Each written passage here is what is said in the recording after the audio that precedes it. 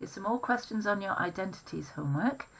So for number 8, we've got to express different things in terms of cos only. Now this one's a bit awkward because we've got tan and not cos. So first of all, we're going to write down our identity for tan, which is sine x over cos x. Now that would be squared. Okay, so 2 minus 2 sine squared x over cos squared x. Okay, now we're getting closer. We've got a cos squared. We need to replace sine squared with something to do with cos squared, and we know from our other identity and lots of questions that we've done, we can write it as 1 minus cos squared x, okay, over cos squared x. Okay, so obviously we can tidy up that numerator. The other thing we want to do is make a single fraction to make things a lot prettier. So we're going to change 2 into 2 cos squared x over cos squared x.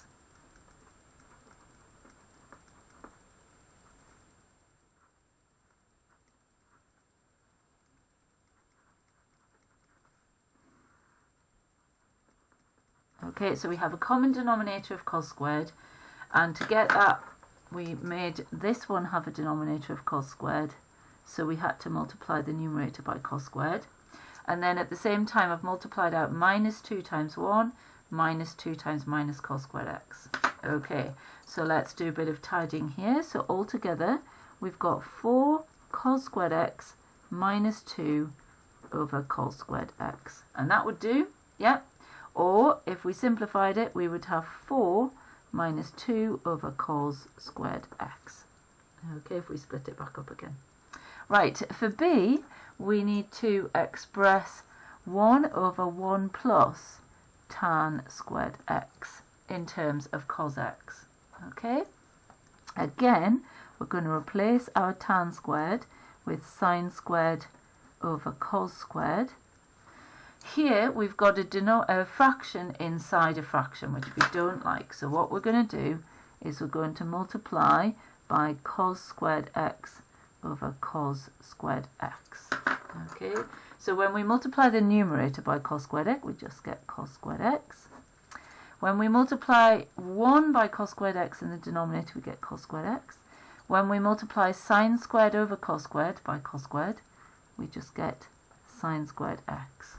Okay, and this is rather lovely because cos squared plus sine squared is 1. So we get cos squared x over 1, and that's it.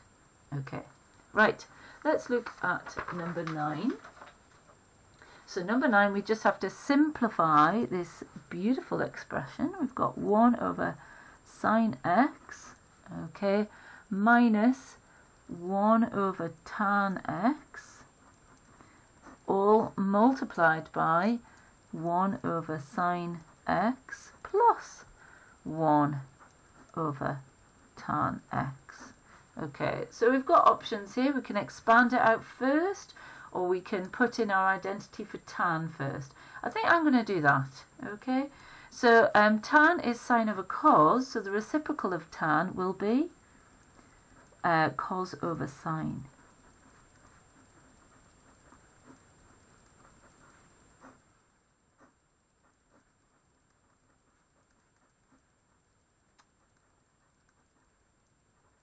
Okay, this is also rather nice because we have the same denominator throughout, so we could just put 1 minus cos x over sine x, and then it's just fewer terms to multiply. 1 plus cos x over sine x. Now I'm hoping you can see that the numerators will make a difference of squares when we expand it out.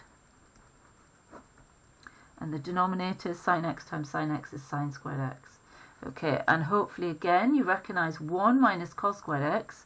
We've used it a number of times now. So that is sine squared x, and it comes from sine squared plus cos squared is 1. Okay, and so that just gives us 1, which is very simple. Okay, right, number 10. So number 10, we've got to show that for all x, so that means we're proving an identity, 2 tan squared x, 2x,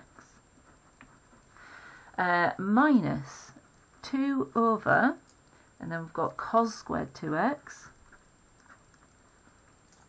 is equal to k, and we have to find the value of k.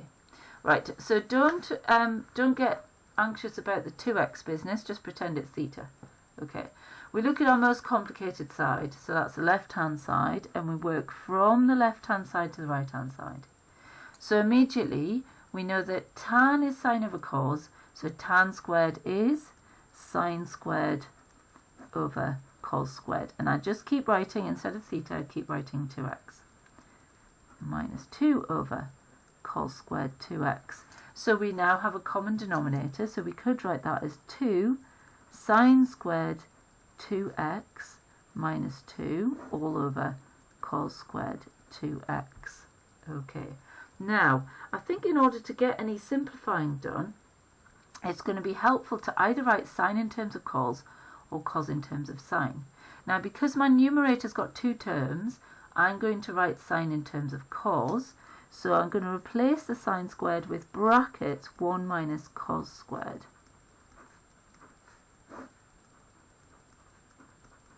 Okay, and expand that out in the numerator, so we've got 2 minus 2 cos squared 2x minus 2 all over cos squared 2x. Okay, so that's nice, isn't it? The numerator just becomes minus 2 cos squared 2x, and the denominator cancels now with that numerator. Okay, and we get negative 2. So the value of k is negative 2. All right.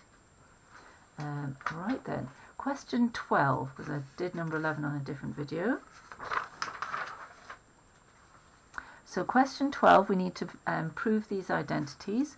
So this way up, it's easier. We've got for the first one, sine theta over cos theta plus cos theta over sine theta, we need to show is equivalent to 1 over sine theta cos theta.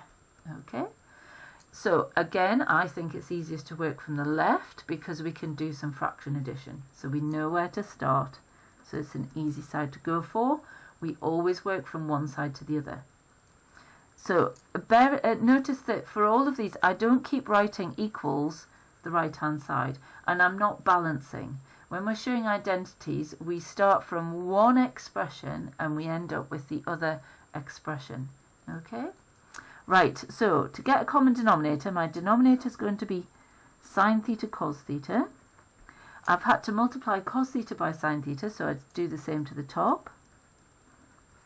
Okay, on the other one, I've had to multiply the denominator by cos theta, so I do the same to the numerator. And then, happy days, we know that sine squared plus cos squared is 1, and we have in fact straight away got that lovely right-hand side. So that one's done. Brilliant. Okay, right, so for B, we've got 1 over cos theta plus tan theta, and we're trying to show that's the same as cos theta over 1 minus sine theta. Just going to call that simple, but I know where to start with this one. I've got a tan I can replace with an identity, and then I've got things to add. So again, I'm going to start with the left-hand side. So I've got 1 over cos theta, can't do much with that, but I can replace the tan with sine theta over cos theta, our other identity. Okay? Right, now we have a common denominator, 1 plus sine theta over cos theta. Now this is like the upside down sort of version of that one there. Let's just think, if we wanted to end up with this fraction they've got, what would we have to do? Okay, so what I'm going to think is I'm thinking, if I multiply top and bottom by 1 minus sine squared, that's at least going to head in the right direction, isn't it? Because my denominator is going to have 1 minus sine theta in it. Okay, 1 minus sine theta. And my numerator, we're going to have a difference of squares. Okay, so this is a weird one, but that's a good step. So 1 plus sine theta times 1 minus sine theta over cos theta, 1 minus sine theta. So we can see this is totally equivalent to the line above. Right, so expanding out the brackets at the top, we get 1 minus sine squared theta. Now I'm thinking I'm quite happy with that. Over cos theta, 1 minus sine theta. Okay, now then, we know that 1 minus sine squared theta is cos squared theta, isn't it? Okay, I'm just going to try and move it so you can see a bit better. Right, so this is cos squared theta over cos theta, 1 minus sine theta. And then we've got cos theta on the numerator and denominator as a common factor, so we can cancel one of them out, and we do indeed get the right hand side.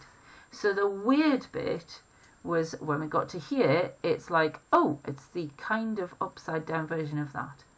But I knew that my denominator needed to end up being that, so I thought, well, I'll times by that and see what happens. So we do it to the bottom, so we do it to the top, and then it was fine. Okay?